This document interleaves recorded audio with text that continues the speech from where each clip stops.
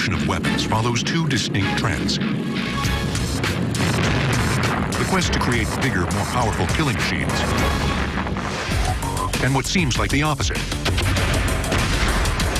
The design of smaller, lighter, and more mobile firearms. Throughout time, the idea is that a weapon is a compromise between range, lethality, and accuracy. When a weapon is developed, it's usually heavy, it's large, it's meant to be very powerful. But for every class of weapon, engineers also work to transform the big and bulky into the lean and mean. And so rifles have gotten smaller. Machine guns have gotten smaller. And for every one of these heavy weapons, you've had a development of a lighter weapon. Tiny weapons can do things bigger firearms can't. They can be concealed and carried farther and faster. Soldiers with small, light weapons can carry more supplies and ammunition. And with a tiny handgun, spies and criminals can get away with murder. One tiny pistol developed in the 19th century became so notorious, it ushered in a whole new era of smaller guns. In 1865, a Derringer, a 6-inch pistol small enough to fit in a pocket, was used to commit one of the most shocking crimes in American history. We all know the story. A flamboyant actor named John Wilkes Booth snuck into President Abraham Lincoln's box at Ford's Theater. He fired at the president's head from point-blank range. But the reason Booth had to get so close to his target? The Derringer. This new tiny pistol wasn't accurate at long range. It would spray bullets every which way out of the barrel. Today's Derringers may look a lot like the old ones, but they're very different inside. Cobra Firearms, located in Salt Lake City, produces about 1,500 tiny Derringers every week. This is the beginning of a gun right here. This is a barrel insert. We're going to put that important twist. The twist is called rifling, and it's one of the most important advancements in gun design. Small spiral grooves are cut inside the barrel. As the bullet travels through, it rides these grooves and begins to spin. When the bullet leaves the barrel, the spin continues, improving aerodynamic stability and accuracy. Keeps the centrifugal force of that bullet traveling in a single direction rather than it wanting to tumble throughout the air. First introduced in rifles, the process of rifling spread to other firearms, making them more accurate over longer ranges.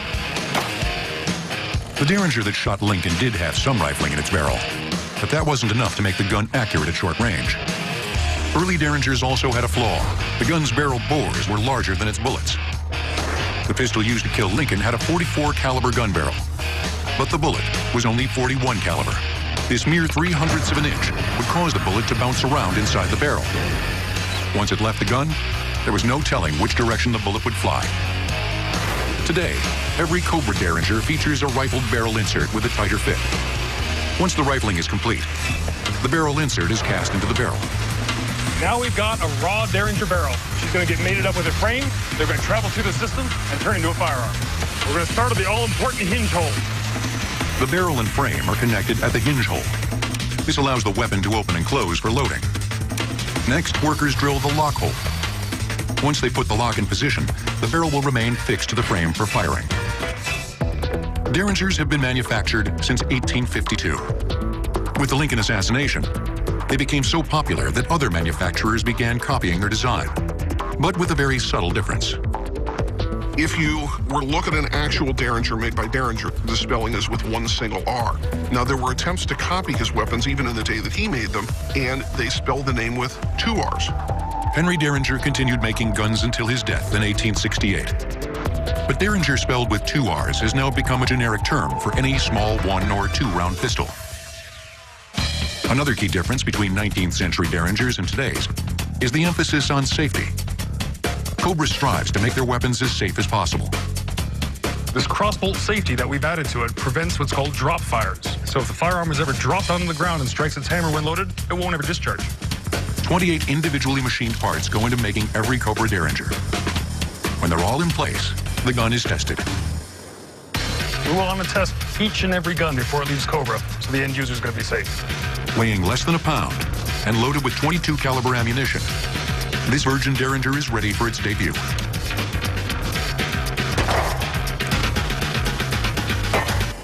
Got him.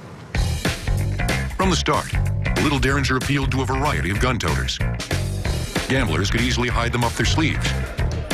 And they became a favorite of women, looking for extra protection. The most common use would have been among prostitutes who would have needed to defend themselves against unwanted attacks. The Derringer remained popular, but as technology continued to improve, small handguns got even smaller and cheaper. Not surprisingly, criminals and gangsters embraced them, inspiring a name for their weapon of choice, the Saturday Night Special. This was the gun that you took out on Saturday night in case something happened, and if you had to, it was a throwaway piece.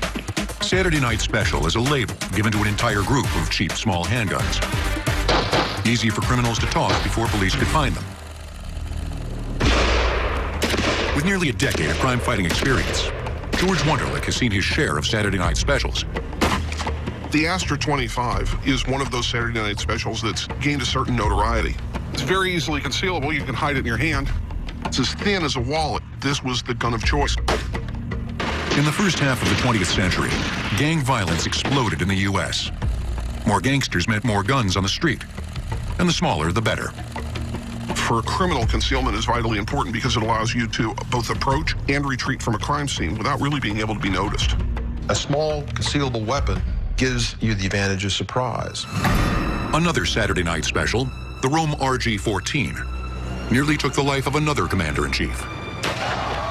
One of the most famous uses of the Saturday Night Special would have been the attempted assassination of President Reagan. And what we see here is a very small, very cheap .22 caliber revolver being used that nearly brings down the President of the United States.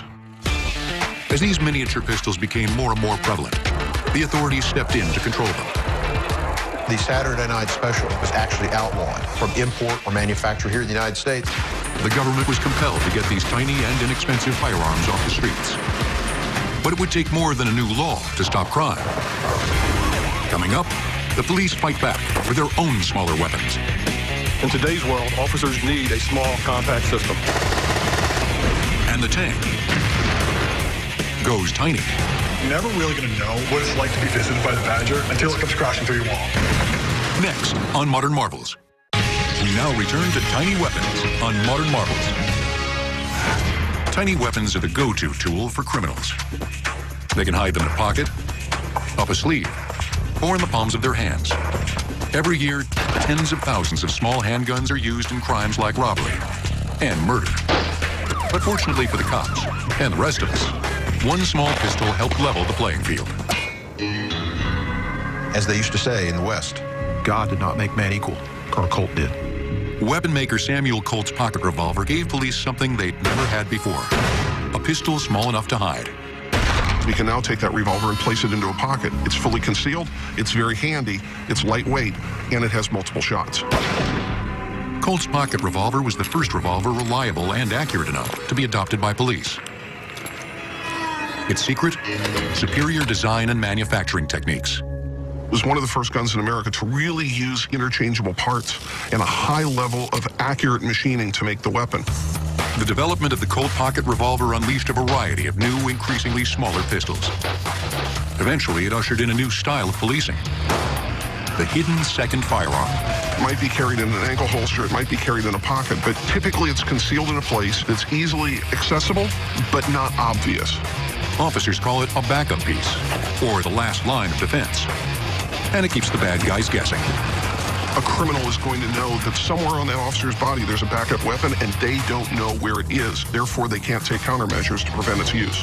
Backup pieces are usually quite small, often less than 6 inches in length. But when an officer wants to go tiny, he or she can turn to the .22 short. The .22 short mini revolver is the smallest production firearm being made today.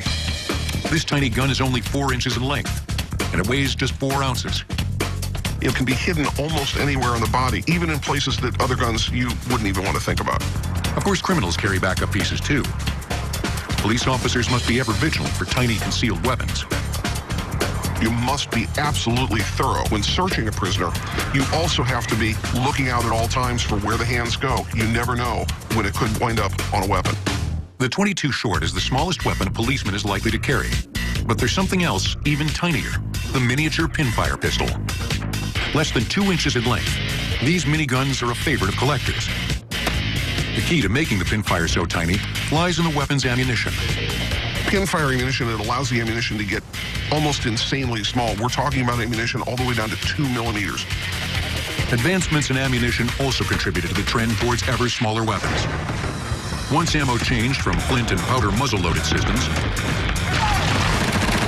to smaller self-contained metallic cartridges, pistols and rifles could get smaller too. The miniature ammunition in the pinfire actually fires, but this gun shoots flares and blanks rather than bullets. At that point, you're not talking about a firearm.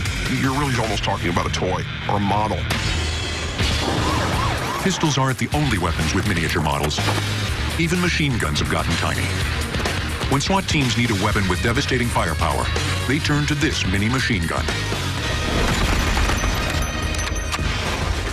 Developed by Belgian manufacturer FN Herstal. The compact P90 is under 20 inches long and weighs less than 6 pounds. Operators love its small ergonomic design and its versatility in close quarters. During our training scenario, we were really working on shooting in close proximity to one another. A lot of times in close quarter battle, you're very, very close to your teammate, and you have to practice that in real live fire scenario. SWAT Commander Ricky Thomas frequently faces life-threatening situations in tight spaces. P90 is rounded. It has rounded contours. It doesn't get caught on your buckles, and it doesn't get caught on your gear. It keeps you from getting snagged and hung up. To create the compact P90, engineers at FN Herstal adopted the bullpup design. What the bullpup does is take this same length of barrel and receiver, and by moving it back in stock, it gives you the same efficiency and the same accuracy in a shorter and lighter package. In standard weapons, the barrel and receiver are placed in front of the trigger. In the bullpup, the action is moved to the rear of the weapon, behind the trigger. This allows the barrel to sit further back in the stock, reducing the overall length of the weapon. Unlike a compact submachine gun, which uses 9mm pistol ammo, the P90 fires a more accurate 5.7mm round, capable of piercing body armor. The round that's fired out of the P90 is designed to tumble upon impact. Projectile enters the soft tissue, travels 1 to 2 inches. At that point, the front of the projectile starts slowing down, the rear is still going faster. As it's turning, you get the permanent wound cavity from here to here, with the nose of the projectile facing the entrance wound, resting 8 inches into the body. And the P90 fires fast, unloading 50 rounds in less than 4 seconds. They're extremely controllable rounds. Everything stays on target, on the suspect. You're not spraying and praying the area. Machine guns are designed to send powerful rounds continuously at high speed. The first versions, developed in the 1860s, were big and powerful, all right, but difficult to move. It was more of a defensive weapon because it was not mobile. It could not be carried forward. These massive death machines were placed in key positions to defend territory. But it didn't take long for designers to develop a smaller version. The Browning automatic rifle. In its original form, this weapon weighed less than 16 pounds, had a 20-round magazine. One soldier could easily carry it forward and have a fully automatic weapon. The Browning revolutionized warfighting. Instead of hanging back, the machine gun could now go on the offensive. You actually use it to help you take the enemy's positions. This transition really gives us a second wave of machine gun development. Today's P90 is the culmination of more than 100 years of machine gun technology, providing maximum firepower in a compact, maneuverable design. It's advantageous in a close quarter battle situation. You have a 50-round, high-capacity magazine firing a high-velocity round. What that gives you is the ability to put lethal force on target in a very short distance. Bro. Coming up, take a crash course on a tiny bomb. The shrapnel's gonna get you. Gonna just rip you to shreds. Boom. And rifles get smaller and nastier. Lighter than most weapon systems out there. It's a great weapon overall. During World War II, Allies smuggled thousands of tiny liberators into enemy territory. These pistols were meant for civilians who didn't have weapons, equipping them to kill an enemy soldier and take his more powerful gun. Tiny weapons will return on Modern Marvels. We now return to tiny weapons on Modern Marvels.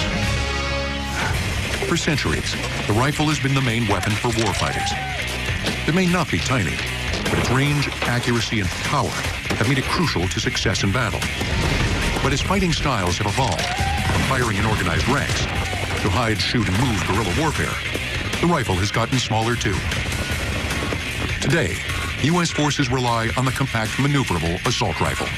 The current version is the smallest and lightest ever deployed.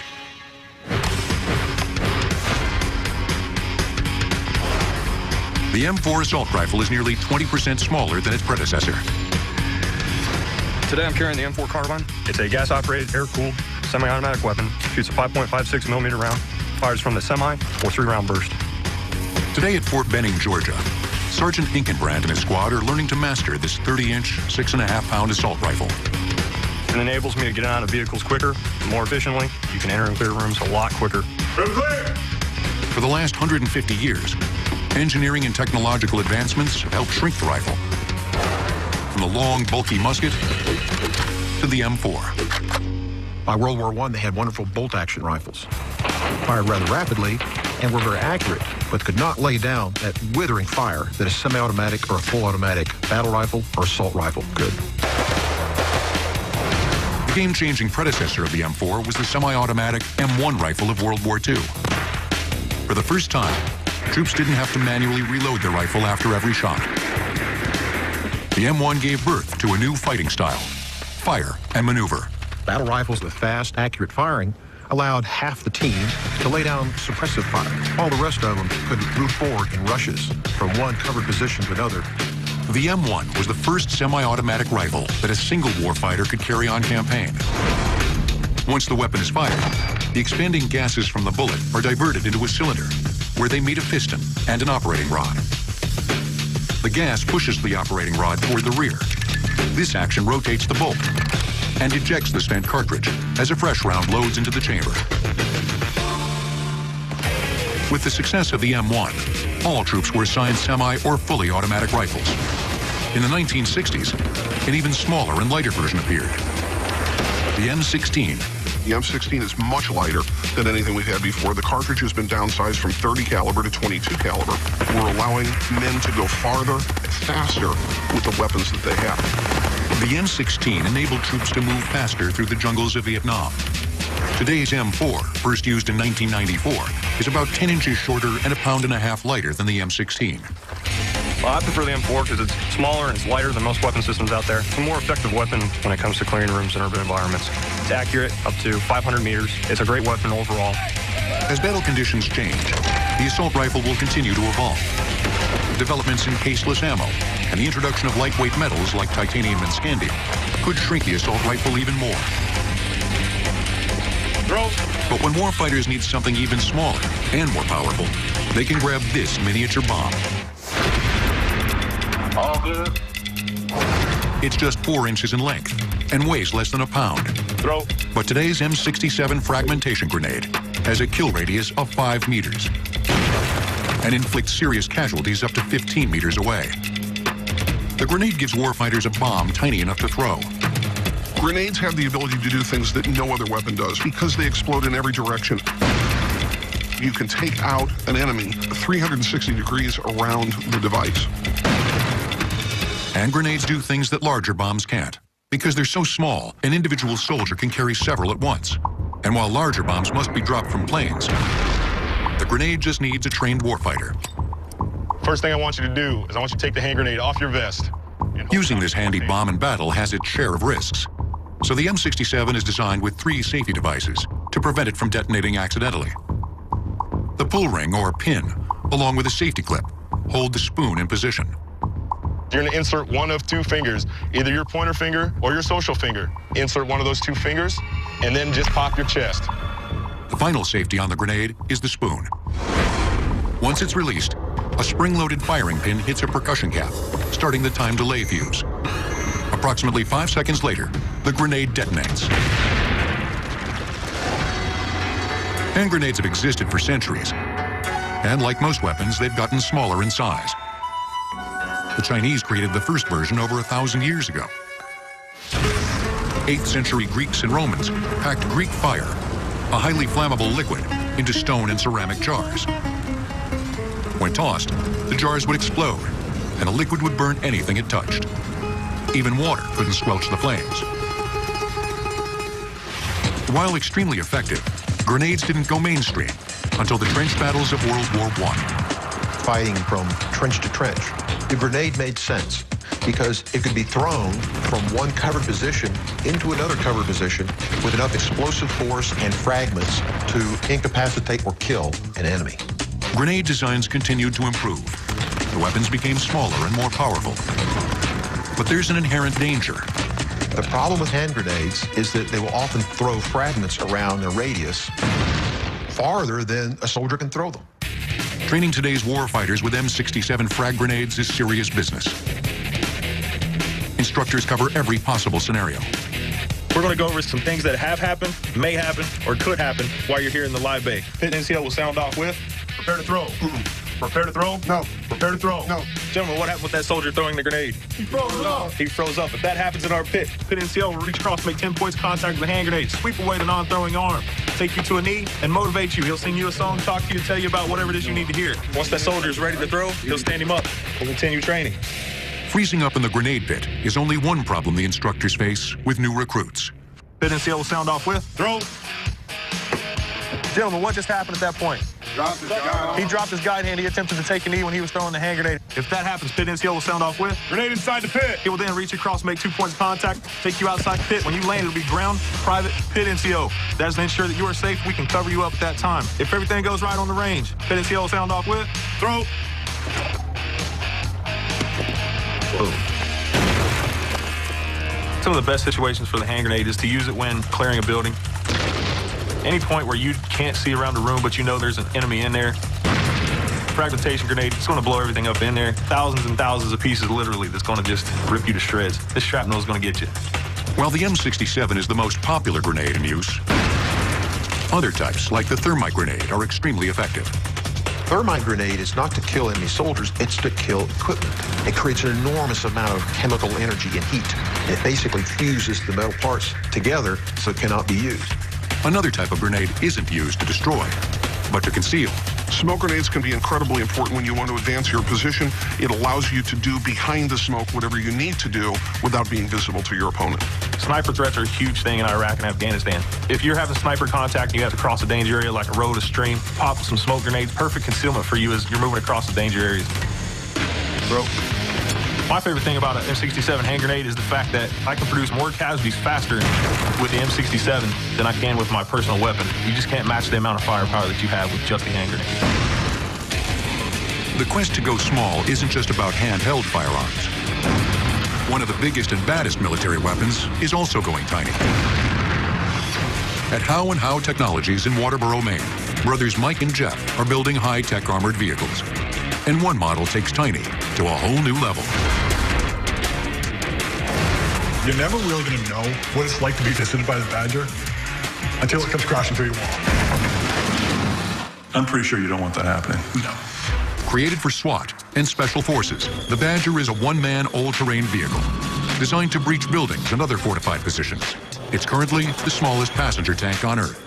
The most unique thing about the Badger is it's super small. It's only 32 inches wide, so it can fit through a door. That was really the huge engineering challenge for us to build a tank that's smaller than a human, yet can fit a human in it.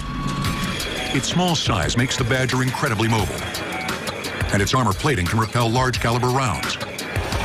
The shape of the Badger's front end is crucial to its success in the field. The more angled this vehicle is to the person that's shooting at it, the better it's going to be at deflecting bullets. Here we have a 50 caliber armor-piercing round that just barely made it in and then ricocheted out. Here we have an AK-47. Those are very, very, very powerful rounds. Handgun round won't even mar the paint on this. And it's not just impervious to rifle fire. The Badger can stand up to small explosives, too. I can't really tell you the size of explosive that this thing can handle, but it put this thing 8 feet in the air and only sustained about 25 Gs on the inside, which means the guy survived. Storming buildings uninvited is the Badger's specialty. We've used it to punch through cinder block walls, reinforced rebar walls. In the event there's an emergency, something's going on, we don't want the Badger to have to run around and look for a door. It can literally go through a wall. Bringing the Badger to life wasn't easy. Just cutting the armor was a massive undertaking. One of the most difficult things with the Badger is how do you cut the material? This is so hard, you can hear it. The answer? Water jet cutting. At 60,000 pounds per square inch of pressure, the water jet cutter can slice through hardened steel and granite. In engineering, you never really know what you're going to end up with until it's done. And so that's why here we produce prototypes and we test and we test and we test again. And by the end of the day, if we've done a good job, we have a vehicle that is really survivable. The mini tank doesn't end with the Badger. Robots right now are really important for the military. We want to reduce the amount of casualties we're getting abroad and bring our soldiers home. We have today's technology, which is a human small miniature tank, to tomorrow's technology, which is a very, very small robot that can still do that mission, but remove the human right out of the hazardous environment. Coming up, they may look like toys, but these remote-controlled planes are saving lives. These are instrumental to the way our warfighters operate. Get down, put the weapon down, land your stomach. And nuclear weapons go portable. Next on Modern Marvels. We now return to tiny weapons on Modern Marvels. Flying behind enemy lines to gather intelligence is risky business. So the Air Force developed a small unmanned aerial vehicle in the 1990s. The Predator.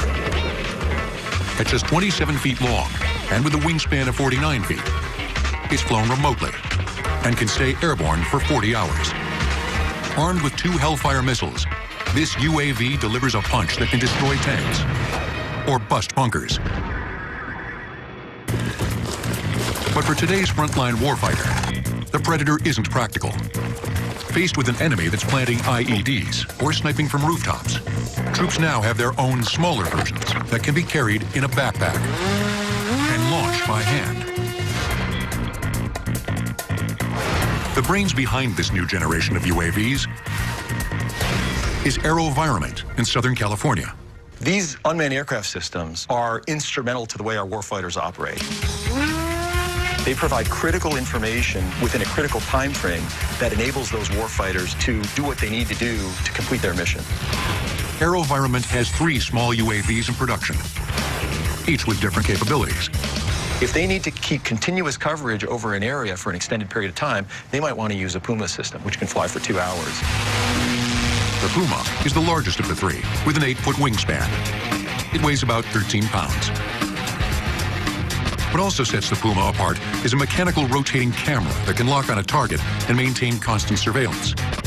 The airplane can fly in a straight line and can keep the camera focused on a given target, which helps them do their jobs much more effectively. And we can clearly see he has a weapon on the ground. He has a shovel in his hand, and he appears to be digging a hole. We've gotten really good feedback from the field where soldiers have been able to get intelligence just like this. When troops need a smaller, even more mobile UAV, they can turn to the Raven. Raven is the most prolific unmanned aircraft in the world today. We've shipped more than 15,000 of these little airplanes to customers all over the world. The Raven is more concealable than the Puma, but it can only stay airborne for 90 minutes. AeroVironment's smallest UAV, the Wasp, is roughly the size of a hobbyist's remote-controlled plane. Less is definitely more for our military customers. The Wasp is the smallest unmanned aircraft system in the world today. It weighs about 1 pound. It flies for about 45 minutes. It can be packed inside of a backpack. You just throw it in the air and it flies away. The Wasp's small size and quiet electric motor make it nearly undetectable from the ground.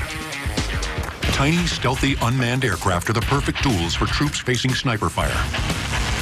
Once they know where the enemy is hiding, they can lower the hammer. Get down, put the weapon down, land your stomach. Sergeant. These are used by frontline warfighters. They have to be small. They have to be light. These mini UAVs also have to be tough. There have been cases where insurgents have actually hit these aircraft, put a hole in a wing, and when they bring it back, they can just take a roll of duct tape and put it on, tape it up, and send it right back out in the air. The biggest beating can come on landing.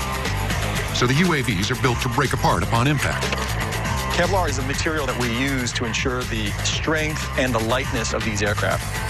When you see the kind of beating these take out in the field, you'll understand why we need to make sure this is very, very durable.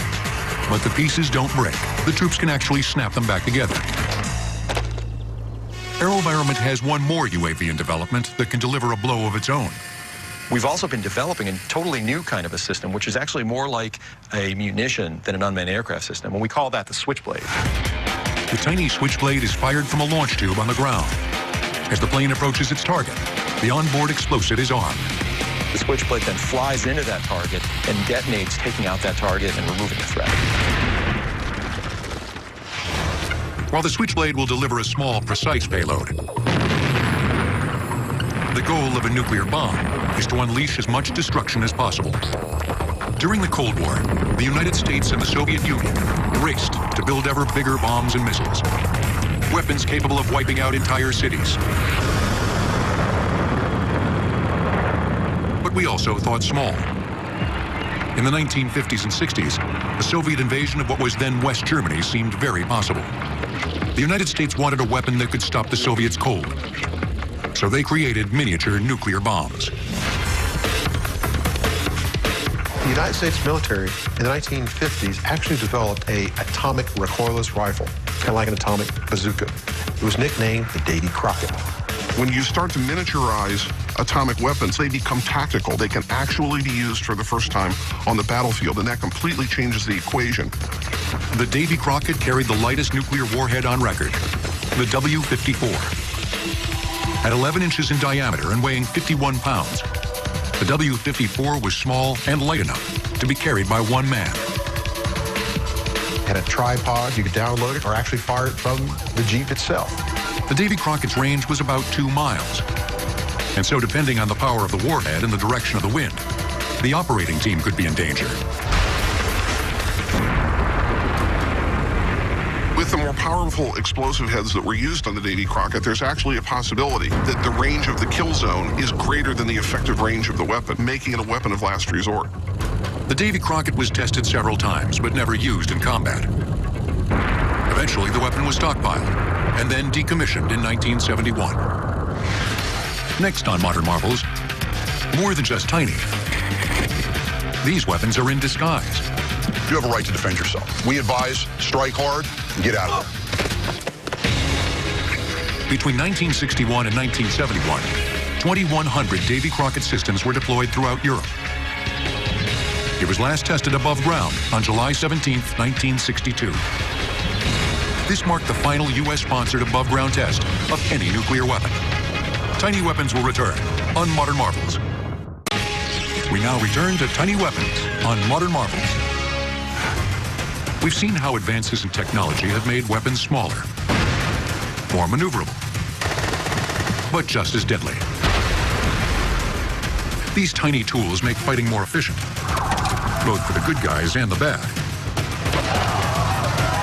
But another, more secret group of weapon wielders relies on miniature devices to survive. Spies. When you start to get into the realm of spies, you're talking about miniaturized and unusual weapons, really of types that almost boggle the mind. Cigarette packs, lipstick cases, even pens have all been transformed into firearms. The intelligence community is incredibly creative when it comes to tiny weapons. One of the more interesting cases was actually an umbrella used to deliver a poison dart. In 1978, Bulgarian dissident Georgy Markov was killed when a tiny pellet of ricin was injected into his leg. They figured out what happened during the autopsy. Almost anything can be disguised. It's really quite amazing. Spies may have an arsenal of secret weapons, but they're not alone. Irv Miller and his wife Laura have been developing tiny self-defense weapons for civilians, police, and corrections officers. At some point in everybody's life, they get scared. Having some type of self-defense weapon on you is a good idea. Irv bought his first stun gun more than 20 years ago and got instantly hooked on small, less lethal weapons. Not every situation calls for a lethal action. Lethal actions are literally life and death. One of Irv's best sellers is the Kubaton. This slim impact weapon packs a punch in less than 6 inches of aluminum or plastic. What makes it so effective is that there's pressure points all over the body. Understanding the body's various pressure points is key to mastering the Kubaton. You take a hard object like a Kubaton, you press that anywhere around the wrist and squeeze from the other side with your thumbs. You're going to take total control of that person. With hundreds of applications, the Kubaton can be used in almost any scenario. Somebody comes up from behind you and grabs you. She'll press the Kubaton down into the elbow area, and then takes control of the wrist. It's one of many pressure points. When she presses down, my hand lets go. No matter how big the guy is, if he grabs you, you pull one of these between his knuckles and pull his hand, he's going to let go, and he's going to go with that hand. At first glance, the Wildcat keychain seems harmless, even cute. But squeeze it inside your fist, and it becomes a devastating self-defense weapon. Another close quarters weapon that we sell are stun guns. Stun guns deliver a disabling electric shock. Law enforcement has used them for decades, and more recently, the general public. A stun gun works off a simple 3 or 9 volt battery system. Energy is sent through a set of capacitors to produce a high voltage current, from 100,000 volts to more than 1 million. The strong electric shock disrupts the signals that go from the brain to the voluntary muscles, causing them to shut down. The effects last up to several minutes. Consumer stun guns come in a variety of tiny shapes and sizes. This gun here doubles as a cell phone. Everybody's carrying a cell phone, but this cell phone has an LED light which comes in handy, but even more importantly, it's a stun gun. What's great about these mini stun guns is they're small, compact, very concealable, and they pack a hell of a punch. Stun guns are considered close-quarter weapons.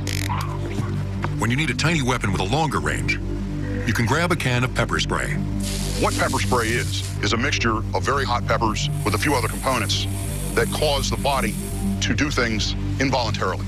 The eyes will slam shut, your lungs feel like they're closing up, your airways and mucous membranes start to swell.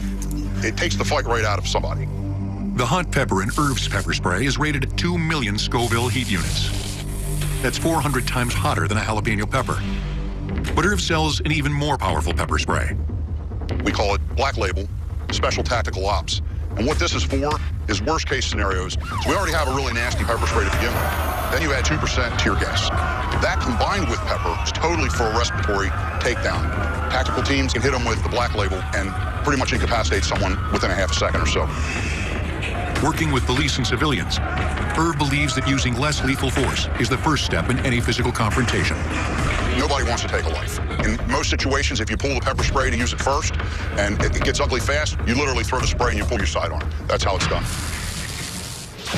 From the city streets to the fields of war, as weapons get more powerful, ingenuity shrinks them down. Making weapons big is easy. The hard part is trying to make something that works so that one soldier can carry it into battle.